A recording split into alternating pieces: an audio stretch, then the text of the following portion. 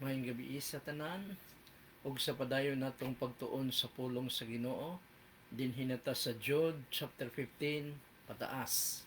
So last 2 weeks ago or 3 weeks ago ay din kita mihunong sa verse 15 ng the Epistle of Jude. Pero i-recap muna natin ang ang Jude verse 3. Matod pa sa Jude verse 3, mga hinigugma, gusto ko gayud unta nga makasulat o magsulat kaninyo bahin sa kalwasan nga atong nadawat.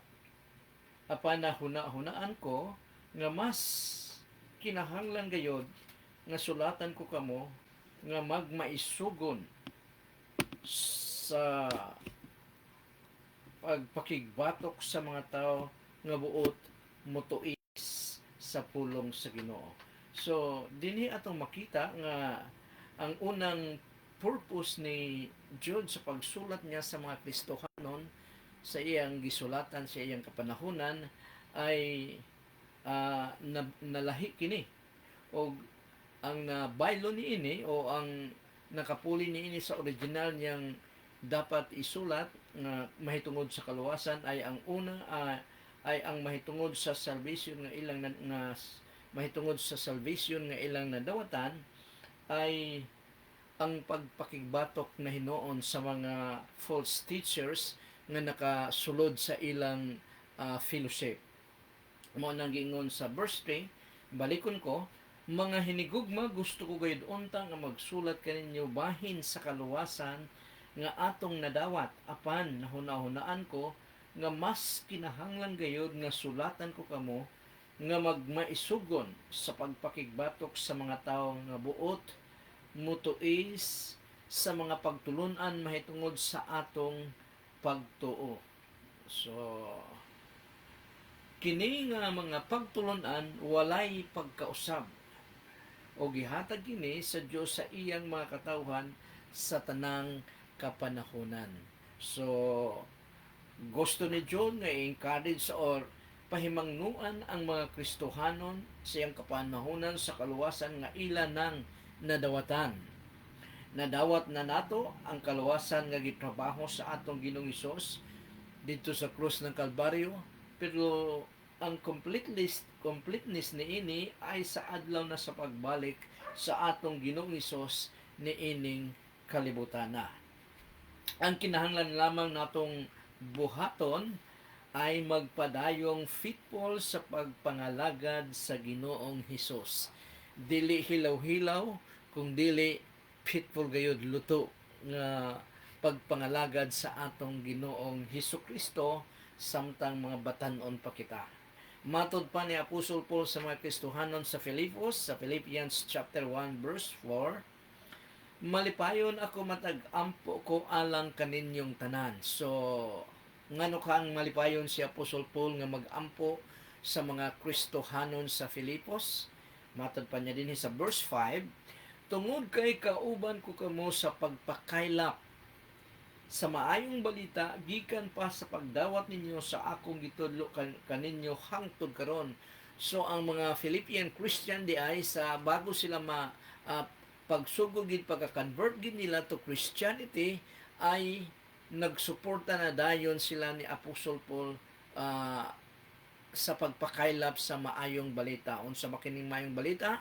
Kining maayong balita ay mahitungod sa atong Ginoong Hesukristo nga maluwas ang tanang tao sa ilang mga kasalanan kung sila mangayog pasaylo, kung sila ay motuo sa atong Ginoong Hesukristo o makauban na din sila sa atong Ginoong Hesukristo sa lugar nga iyang giandam, dili ang kaparusahan dito sa kalayo sa impyerno. Matod pa niya sa verse 6, na siguro ko nga ang maayong buhat nga gisugdan sa Dios diha kaninyo padayunon gayud niya hangtod sa adlaw nga mobalik si Kristo. So, confident kayo si Apostle Paul sa mga Kristohanon sa Filipos dahil sa ilang support nga buhat nila kay Apostle Paul. Muna nga matod pa niya nga ang Ginoo daw ang nagsugod sa maayong buhat sa ilang ilang pagkatao og ang Ginoong Kristo ra usab ang mo-complete niini hangtod sa iyang pagbalik. Matod pa niya dinhi sa verse 6 na siguro ko nga ang maayong balita nga gisugdan sa Dios diha kaninyo padayunon gayud niya hangtod sa adlaw nga mobalik si Hesukristo. Muna nga ang mga Kristohanon naga makaatubang lamang kita o makatayo lamang kita diha sa atubangan sa atong Ginoong Dios tungod sa grasya sa atong Ginoong Dios, tungod sa grasya sa atong Ginoong Kristo nga atong nadawatan. Muna nga giingon din nga ang Ginoong Dios ang nagsugod, the source of our salvation, ug mag-complete sa atong kaluwasan nga ana-ana kanato. Angayan lamang nato nga ipadayon kini nga lig-on. Matod ko pa kanina, dili hilaw-hilaw kung dili luto nga pagpangalagad sa atong Ginoong Dios through Jesus Christ.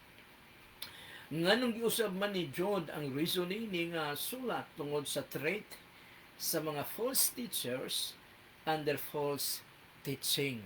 Nakaipon daw diya sa ilang fellowship o mitudlo kini sa lahi nga pagtulon ang lahi nga Kristohanong pagtulunan. Matod pa niya, ginatuis nila ang pagtulon ang Kristohanon. Matod pa sa verse 3, mas kinahanglan gayod nga sulatan ko kamo nga magmaisugon. So isugid pagatindugan gid nila ang ilang pagtuo sa atong Ginoong Kristo.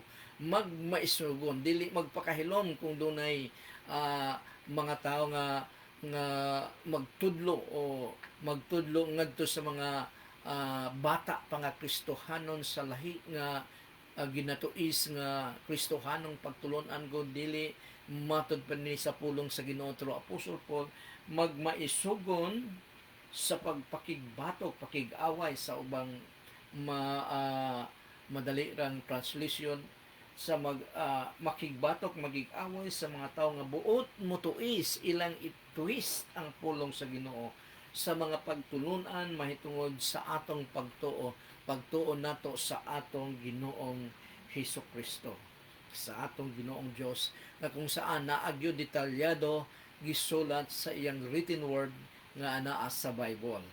Gi-challenge gyud ni John ang mga Kristohanon sa bawat generation nga dili maghilom-hilom, kung dili magmaisugon, kung wala na may subay sa insaktong Kristohanong pagtulunan ang teacher o Christian teacher sa iyang ginatudlo. Importante kayo ning mga major nga teaching sa Christianity mahitungod sa salvation, Christ alone, grace alone, and faith alone. Wala na'y dugang pa. Ang idugang mo lang ni anak kung ikaw ay na-born again na, mituo ka na sa atong Ginoong Kristo, nakadawat ka na sa kaluwasan, ang imong idugang mao ang pagpaningkamot sa tabang sa Espiritu Santo ng kagustuhan sa atong Ginoong Kristo imuging maikinabuhi. Asa ba nato basa or mahibaw-an ang pagtulunan sa atong Ginoong Kristo nga gipabuhat niya sa tanan niyang sumusunod nga mga Kristohanon anaa sa iyang written word diha sa Biblia. Ginatuis nila ang pulong sa Ginoo para muhaum sa gusto nilang teaching na contrary sa Christian teaching. Muning ginabuhat sa mga prosperity preachers sa Amerika nga nakasulod din sa Pilipinas, din sa Cagayan de Oro, daghan gyapon ni siya nga kini nga mga teaching sa Kristyanismong teaching ay nakasentro sa kwarta. Muna nga akong giingon nga last time nga ang isa sa mga apostles sa atong Ginoong Kristo nga si Judas tungod sa mahigugmaon sa kwarta ay naimpatso siya og matud pa sa atong Ginoong Kristo, mas maayo pa nga wala siya mataw nining kalibutan na kay sa gilugan niya, gibaligyan niya ang atong Ginoong Kristo sa high priest, sa mga leader sa Israel sa ilang kapanahonan ng 30 pieces of silver lamang nga ang halaga niya ng higayuna ay katumbas lamang sa ordinary nga servant or nga slave sa ilang kapanahonan. Muna nga delikado gining kwarta kay Gakalahi ang gakalahi ang mindset sa usa ka tawo pagkwarta ng pag-usapan. Labi na gyud katong walay mga relasyon sa atong Ginoong Kristo. Dili pa born naging Christian, wala pa sila motuo nga hingpit sa atong Ginoong Kristo. Padayon sa verse 3, kini nga mga pagtulon-an walay pagkausab. So ang gospel sa atong Ginoong Kristo nga naisulat sa Bible ay since daw kini walay pagkausab. O gihatag kini sa Dios, kinsay naghatag ang atong Ginoong Dios through Jesus Christ sa iyang mga katawhan sa tanang kapanahonan. In every generation, walay pagkausab sa pulong sa Ginoo, mausab man ang lifestyle sa mga tao, mausab man ang kultura sa mga tao, pero ang pulong sa Ginoo magpabilin nga dili mausab, og ang tanang mga kultura, ang tanang mga gibate, ang tanang kuan kinahanglan nga nakabasig yun sa pulong sa Ginoo sa mga Kristohanon. Muna nga ang walay pagkabag-o sa ang walay pagkabago sa pulong sa Ginoo nga gagamito niya sa atong mga panginahanglan in every generation. Gusto mong kalinaw sa imong kinabuhi, basa sa pulong sa Ginoo. Matod pa dito sa Matthew chapter 11 verse 28, nang imbita ang atong Ginoong Kristo dito nga ang tanan nga dunay mga problema nga bugat duol kaniya kay hatagan niya og kapahulayan, kay siya mismo ang muhatag niini.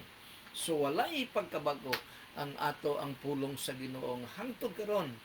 Kung kita lamang mituo sa atong Ginoong Kristo, dili lamang maka-encourage sa ato, kung dili makadugang sa atong pagtuo og ang promise sa Ginoo nga naa sa written word of God ni Jesus Christ ay mamuhat gayud sa atong mga kinabuhi.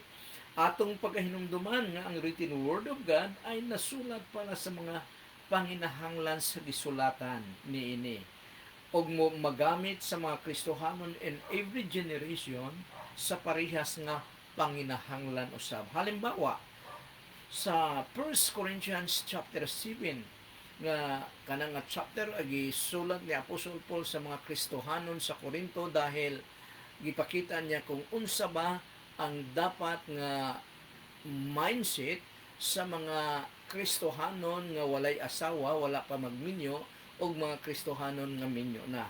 Muna nga gisulat kini para sa mga may asawa og sa walay asawa in relation sa ilang nagkalaing-laing sitwasyon. Sa 1 Corinthians chapter 8 gisulat kini ni Apostol Paul sa mga Korintos, gisulat kini ni Apostol Paul sa mga taga-Korinto para sa mga naimbitahan o gidalitan sa pagkaong gihalad sa Dios. Matod pa sa niining chapter, sa chapter 8 ng 1 Corinthians nga halakaon na lang diha kung naimbitahan ka kung unsay ihalad sa imo nga pagkaon kan akini sa walay pangutana. Dili ka na mangutana nga gihalad ba ni sa mga Diyos-Diyosan sa inyong patron, kundi kanon sa walay pangutana. Dahil pero kung naay kauban nga Kristohanon nga medyo bata pa sa pagtuo, murag pangutan-on mo ang imong kaugalingon nga basig matisod ang bata pa sa pagtuo kung mukaon ka sa pagkaon nga ginadili sa atong Ginoong Hesukristo sa mga pagkaon nga gihalad sa mga Diyos. Busa, ang Kristohanong teaching ay prinsipyo sa kinabuhing Kristohanon para maisalamin nato ang atong adlaw-adlaw nga kinabuhi niining walay pag-usab nga niining walay pagkausab nga prinsipyo nga pulong sa atong Ginoong Dios. Matod pa sa Matthew chapter 5 verses 18 to 19, timani kini, samtang anapa ang langit ug ang yuta, bisan ang labing gamay nga kudlit o ang labing diyutay nga bahin sa balaod, dili gayud mahanaw hangtod matuman ang tanan. Muna nga samtang anapa daw ang kining kalibutana o langit nga atong nakita karon, ang pulong sa Ginoo o balaod sa Ginoo diya sa iyang written word ay dili dapat suwayon, dapat kini i-aplikar sa atong tagsa-tagsa kapag katao bilang Kristohanon. Verse 19, busa ang dili magtuman bisan sa labayng gamayng bahin sa kasuguan sa atong Ginoong Kristo, ug magtudlo sa uban sa pagbuhat sa ingon mahimong labing ubos sa gingharian sa langit. Apan ang magtuman sa balaod o magtudlo sa uban sa pagbuhat sa ingon mahimong dako sa gingharian sa langit. Obedience gyud ang pagahimuon sa usa ka Kristohanon sa pulong sa Ginoo. Kung iyang itudlo ang pulong sa Ginoo, unang-una dapat makita siya ang kagalingon. Musipyat man siya dahil doon nagayon pagkasipyat dahil ang impluensya sa yawa, grabe kayo nining kalibutan na, grabing impluensya sa yawa. So musipyat man siya, nagsaad usab ang atong Ginoong Kristo nga isugid lang nato ang atong mga sala ngadto sa atong Ginoong Dios, direct to God. Matod pa niya sa 1 John chapter 1 verse 9, if you confess your sins, God is faithful and just to forgive you and cleanse you from all of your unrighteousness. Mao nang promise sa atong Ginoo nga kung nakasala man kita nga accidental sin, dili tinuyuan, ay nagsaad ang Ginoo nga ipangayo lang og pasaylo kanya. Buot ipasabot ang dili mapasaylo nga sala sa usa ka tawo, labi na gyud sa usa ka Kristohanon katong sala nga wala niya isugid sa atong Ginoong Hesukristo. Pero gracious gid ang atong Ginoong Hesukristo, ang atong Ginoong Dios, matod pa niya sa atong gibasa kanina, ang siyang nagsugod sa atong kaluwasan sa mga may buhat nga gipatuman niya kanato, siya naghatag og kusog niini, na desire niini, og siya usab ang mutapos niini hangtod sa pag-atubang nato siya sa iyang second coming. Galatians chapter 1 verse 6 to 9 mao ning gingon, natingala gayud ako nga sayon ra kaayo alang kaninyo ang pagtalikod gikan sa Dios. Ang giingnan din ni Apostol Paul ay ang mga Kristohanon sa Galicia dahil mibiya na sila sa pagtuo sa atong Ginoong Kristo og ang kaluwasan ilang gibiyaan nga nadawat nila sa atong Ginoong Kristo, nagsumikap na inon sila sa pagtrabaho sa ilang kaluwasan by works na ilang gihimo. Unang giingon din ni Apostol Paul, natingala gayud ako nga sa inyo kaayo alang kaninyo ang pagtalikod gikan sa Dios nga nagtawag kaninyo pinaagi sa grasya ni Kristo, grace of God, grace of Jesus Christ, ug ang pagtuo sa laing nga ginaingon nilang maayong balita. Dinhi ang giingon ni Apostle Paul ay mga false teachers gihapon nga nagtudlo sa laing maayong balita. Dili na ang maayong balita may tungod sa atong Ginoong Kristo nga puno sa grasya, puno sa gugma, compassion, kung dili lahi na ang ginatudlo ni mga false teachers nga nakasulod sa ilang simbahan o sa ilang panagtigom. Muna nga matod pa niya din sa verse 7, ang tinuod wala nay lain pa nga maayong balita. Nahisgutan ko kini tungod kay may mga tao diha nga nagasamo kaninyo kay gusto nila nga tuison. So tuison gyapon kagaya kay John. Dinhi si Apostol Paul nang nagingon na yung mga tao daw nga nakasulod sa ilang panagtigom o balay simbahan o nagtudlo, gusto nilang tuison ang maayong balita bahin kang Jesus Christ. Ilisda nila kini nga gamay-gamay lang, pingis-pingis silang pagtuis sa pulong sa Ginoo nga muukma sa ilang gusto. Nga madala nilang usa ka tawo ngadto sa ilang kaugalingon. O ang sumunod ni ana, matod pa sa pulong sa Ginoo through Apostle Paul, natingala daw siya kay nganong dalita kay sila nakabig ni ana nga pagtulunan. Verse 8 ng Galatians chapter 1. Apan hinumdumin ninyo kini bisan pag-anghel. So, bisan anghel ka daw. Nagikan sa langit o bisan pag kami ang musangyaw og maayong balita nga lahi kay sa una namong gisangyaw kaninyo tunglohon sa Dios. So kung bisan pa daw sila anghel o sila ni Apostle Paul mismo, magtudlo o lainon na nila ang ilang pagtudlo kaysa una nilang gitudlo, tunglohon, i-curse daw sila sa Ginoo. Munang sa atong gibasa kanina sa verse 3, sa John verse 3, nagingon dito nga ang pulong sa Ginoo walay pagkausab. In every generation, maura gihapon ang pulong sa Ginoo, dili dapat to ison. Verse 9, nag-ingon na kami kaniadto o karon subliyon ko nga bisan kinsa nga nagatudlo kaninyo og maayong balita nga lahi kay sa inyong nadawat gikan kanamo tunglohon sa Dios. So muna nga mga false teachers, mga piki nga mga Kristohanon nga nagatudlo sa mali nga mga pagtulunan sa atong Ginoong Kristo, matud pa ni Apostol Paul dinhi, gitunglo sila sa Ginoong Dios. Kay lahi ang ilang ginatudlo o ang ilang ginatudlo ay gituis nila ang pulong sa Ginoo para muukma mo haom sa ilang pagtulunan nga lahi na sa pagtulunan sa atong Ginoong Kristo. Sa verse 4 ng Jude 4, balik ta sa verse 4 ng Jude 4, warning kini sa simbahan o sa mga Kristohanon, sa mga mini nga Kristohanon nga kauban nila, nga nakasulod sa ilang grupo. Matod pa sa verse 4, gisulatan ko kamo niini tungod kay may mga tao nga sa hilom miipon diha kaninyo. So, simpre ang mga piki nga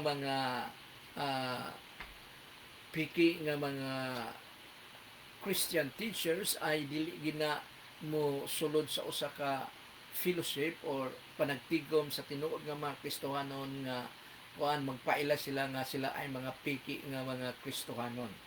Hilom gina sila matod pa dinhi. Hilom miipon diha kaninyo. For sure kining mga tawhana dili tinuod nga mga Kristohanon, of course. Nagpakaron ingnon lang sila nga tinuod nga mga Kristohanon nga miapil kanila sa ilang mga panagtigom o sa ilang fellowship. Ang hulagway og tuyo nining mga dili tinuod nga mga Kristohanon ay matod pa dinhi sa padayon sa verse 4 ng Jude, gisulatan ko kamo niini tungod kay may mga tawo nga sa hilom miipon diha kaninyo, dili sila Dios nun. Matod pa ni Jude, dili sila Dios nun og tuison nila ang tinuod nga mga pagtulunan. Ilang itwis tuison nila. Matod ko pa kanina para muukma sa ilang muhaom sa ilang gusto nga pagtulunan contrary sa pagtulunan sa Christian teaching. Tuison nila, dili sila Diyos nun, tuison nila ang tinuod nga mga pagtulunan mahitungod sa grasya sa atong Dios aron makapatuyang sila sa pagbuhat og malaway. So, matod pa ni Job, dili sila Diyos nun, kay dili man sila tinuod nga mga Kristohanon. So pakatandaan gid nato pag magabantay kita, warning kini sa mga tinuod nga Kristohanon, dapat gyud tun-an nato ang pulong sa Ginoo para di ta mailad sa mga piki nga mga Kristohanon nga gustong modala, piki nga mga religion nga gustong dal-on nila ang mga Kristohanon ngadto sa ilang grupo para masikwate, maimpatso kining ilang madala. So, dili sila Diyos nun, kay dili man sila tinuod nga mga Kristohanon. Ang Kristohanon lamang ang tinuod nga Diyos nun. Dahil ang mga Kristohanon lamang ang mga followers sa atong Ginoong Kristo. Muna nga, ilang gi-justify ang ilang daotang binuhatan using the teaching of Christian grace. Ang ingon niini nga binuhatan is one way sa pag-reject sa Ginoong Hesus sa iyang teaching. Matod pa sa Romans chapter 6 verses 1 to 2, kung unsay atong unsay atong ikasulti, magpadayon ba kita sa pagpakasala aron madugangan pagayod ang grasya sa Dios kanato? So kining mga magtutudlo nga piki, ilang gihimo ang grasya sa Ginoo as a license nga pwedeng mabuhat og kasalanan dili kalooban sa Ginoo, dahil gracious ang atong Ginoong Dios, puno siya sa gugma. That is using the grace of God as a license to do contrary sa kalooban sa atong Ginoong Dios. Muna nga matod pa sa verse 2 ng Romans chapter 6, dili gayud dili mahimo nga magpadayon pa kita sa pagpakasala, kaya ang sala wala nay gahom kanato. So isip Kristohanon, matod pa sa pulong sa Ginoo ti Apostol Paul, dili pwede nga padayon nga magpakasala ang usa ka Kristohanon bisag puno o grasya ang atong Ginoong Dios, dili na niya wala niya itugot. Pag ikaw ay nahimo ng Kristohanon, you are a new creation, the old had passed o the new has come. Ang bag-o nga miabot sa imong pagkatao, ang kinabuhi sa atong Ginoong Kristo, ang value sa atong Ginoong Kristo, ang teaching sa atong Ginoong Kristo, nga pagasundon mo, unang-una pagatunan mo, i-train mo imong kaugalingon pinagi sa pulong sa Ginoo, o i-apply mo kini nga matransform ang imong pagkatao ngadto sa liwat-liwat gid sa atong Ginoong Kristo, dahil ang imong gitun-an ang iyamang pagtulunan. Muna nga dili gayud dili mahimo nga magpadayon pa kita sa pagpakasala, kay ang sala wala nay gahom kanato. If you are a true Christian, dili ka gid magpadayon sa pagkasala. Pero paano unsay imong himuon nga dili ka makapadayon sa pagpakasala? Tun-an mo ang pulong sa Ginoo, dahil na diha ang pinakagamay nga kasalanan nga mabasa mo nga pagalikayan sa usa ka Kristohanon. Pero kung dili mo tun-an ang pulong sa Ginoo, dili mo mahibal-an nga ang imong gibuhat ay dili na ba di ay ikalipay sa atong Ginoong Dios. So sa Jude 4 padayon, ang dangatan nining mga dili tinuod nga mga Kristohanon, unsa ba ang resulta sa ilang pagpanudlo, pagbitik sa mga tinuod nga Kristohanon? So unsa bay ilang dangatan? So matod pa dinhi sa verse 4 sa tumoy na banda, gilimod nila si Hesukristo nga mao lamang ang atong agalon og tag-iya. So Jesus Christ is our bossing. Munang gitawag nato siya nga Ginoo, dahil pag anong ibig sabihin sa Ginoo, siya ang atong boss. Kung unsa ang gusto niya, kung unsa ang gisugo niya, atong pagasundon kay siya ang atong Ginoo o siya ang atong boss. Mao nang sa Matthew chapter 7 verse 23, kung wa ka na sayot nag-ingon ang atong Ginoong Kristo nga sa ulahing mga adlaw daghan ang mga tawo nga moingon kaniya on the judgment day nga Ginoo,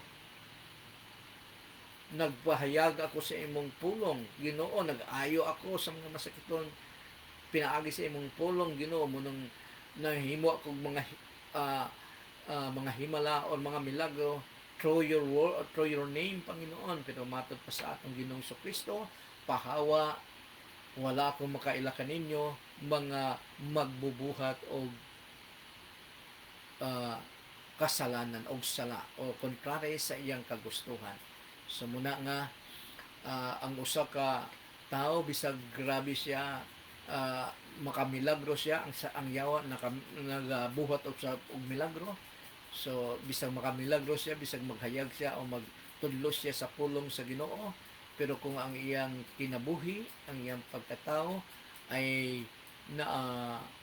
nagabuhat og kasalanan, ay siguradong palayason gid siya sa atong Ginoong Kristo sa iyang atubangan on the judgment day, ug ilabay siya sa kalayo sa impyerno. Muna nga dili gyud sila tinuod nga mga Kristohanon, kay gireject Manila ang gikanan sa mga Kristohanon nga mao ang atong Ginoong Kristo, Christian, Christ. So og pagasilutan daw sila sa Ginoo tungod sa ilang pag-reject kaniya, tungod sa pagbiya nila sa insaktong pagtulunan sa atong Ginoong Kristo, o nagtudlo na hinon sila sa kontrary niini, gituis nila ang pulong sa Ginoo. So sa ilang dangatan, matod pa dinhi nahisulat ng daan kaniadto pa nga kini sila silutan. Kinsay silutan? Ang mga fake teachers o ang mga tao nga ilang madala usab sa ilang pagtulunan nga contrary sa pulong sa atong Ginoong Dios. Jude 5. So, yan nata sa Jude 5. Jude 5, unsay giingon sa Jude 5? matod pa din bisan na sayon na kamo, gusto ko pa gihapon kamong pahinumduman nga giluwas sa Ginoo ang mga Israelinhon. So dinhi sa Jude 5 makita nato dinhi nga naghatag og example si Jude sa mga Old Testament individuals or Old Testament characters nga kung saan sila ay gisilutan sa atong Ginoong Dios dahil gireject nila ang kabubuton sa atong Ginoong Dios during that time sa Old Testament. Ang bisan sila ay nagasunod sa Ginoo pero wala mo padayon, example sa giluwas na pero may hantong gihapon sa judgment kay wala man sila magpadayon nga matinud-anon sa atong Ginoo. So importante kayo ang usa ka Kristohanon nga matinud-anon gayud nga nagaserve sa atong Ginoong Hesukristo. Sundon gid niya dili partial ang pulong sa Ginoo, ang sugo sa atong Ginoong Hesukristo kung dili kung incompleteness gayud nga kumplito gayud niya nga pagasundon ang written word of God. So matod pa dinhi pahinumduman nga giluwas sa Ginoo ang mga Israelinhon sa Ehipto. So dinhi gihatag ni Jude ang example sa mga Israelita nung sila ay gikuha ni Moses sa slavery sa Egypt. Ug muning diyang giingon nga Israelinon sa Ehipto, apan sa kaulahian gipamatay niya ang uban kanila tungod kay wala sila mutuo kaniya, wala mutuo sa atong Ginoong Dios. Gahi og ulo ang mga Israelita sa Old Testament. Munang ang migawas sa Ehipto paingon sa Promised Land sa Israel ay matod pa sa Ginoo nga 20 above, kung ako masayo 20 above ay mamatay diha sa wilderness, dili makasulod 20 below gikan sa paggawas nila sa Egypt. 20 below ay mauning mga matay diha sa wilderness o dili sila makasulod sa Promised Land. Ang makasulod lamang sa Promised Land katong 21 above or 20 above, basta ingon ana kung dili man 21 or 20 above. So mura ang dahil kinina ang bagong generation nga tawag sa uban ay Joshua generation, pero si Joshua ay tigulang na niya nang higayon na. So Joshua generation lang daw siguro kini dahil si Joshua og si Caleb lang ang 20 below nga nakasulod sa Promised Land. Even Moses wala siya makasulod dahil nakasala gyapon siya sa Ginoo dahil sa iyang pagka masukanon sa pagsunod sa gisugo sa isa Ginoo, pero masukanon siyang misunod ini tungod kay na high blood siya sa mga Israelita nga gahig ulo. So gihulagway ni John ang Old Testament Israelites kung paano sila giluwas sa Ginoong Dios sa slavery of Egypt. Gani ginamit pa ang grabe nga mga milagro sa atong Ginoong Dios ni anang higayuna papuntang Promised Land nga gisaan sa ilang mga tigulangan, pero tungod sa ilang walang pagtuo o walay paglahutay, gidestroy, gipanis na gihapon sila sa Ginoo sa kaulahian. Muna nga atong Ginoo, gracious, puno sa gugma, pero matod po sa niya nga He is a consuming fire to His enemy. Matod pa sa Hebrew chapter 10 kung wakan mo sa iyo. Consuming fire nga ibig sabihin ng iyang mga kaaway iya paging pagasunogon mo nang nagbuhat siya impyerno para sa mga tao nga dili mutuo kaniya, walay pagtuo kaniya. Ang mga tao nga walay pagtuo sa atong Ginoong Dios, sa atong Ginoong Kristo, mao ang mga tao nga wala nagasunod sa atong Ginoong Dios. Paano sila magasunod kung wala nila mahibali ang written word of God? Tsamba-tsamba ang ilang pagsimba o pagsunod sa atong Ginoong Dios dahil wala man nila istadihi ang pulong sa Ginoo. Muna nga dinhilang usa kita kutob kay mahigit na alas tumas oras ang atong pagtuon sa pulong sa Ginoo. Dinhi kita mihunong sa verse 5 ng Jude. So 25 verses ang the epistle of Jude, murag dugay-dugay kini nato human.